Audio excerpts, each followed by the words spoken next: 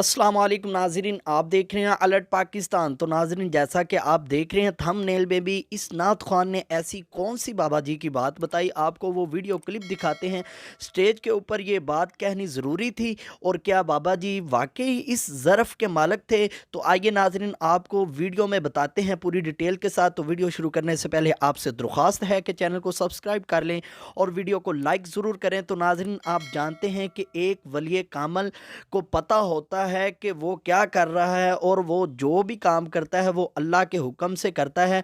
और अल्हम्दुलिल्लाह हमारी नज़र में हमारे कायदे मोहतरम हज़रत अल्लामा मौलाना खादिम हुसैन रिज़वी साहब एक वली कामल थे और अब उनके बेटे जो हाफ़िज़ साद हुसैन रिज़वी साहब भी अल्हम्दुलिल्लाह उसी मिशन को लेके चल रहे हैं। तो इंशाअल्लाह हम हाफ़िज़ साद हुसैन रिज़वी के साथ शाना बिशाना खड़े हैं। और इस नात ख़ान ने जो स्टेज पर इतनी बड़ी बात कर दी वो आप खुद ही सुनेंगे, नात ख़ान के मुंह से सुने खुद ही कि वाकई हमारे बाबा जी इस तरह के थे। हमारे बाबा जी ने पूरे कुफ़ार को ललकार के रख दिया और बहुत ही प्यारा शेर है, आप वो सुने।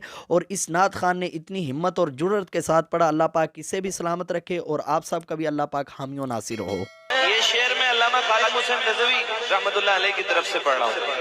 उन्होंने कहा, दुनिया की शहनशाही रखता हूँ मैं ठोकर में, अरे मैं सस्ता नहीं आपके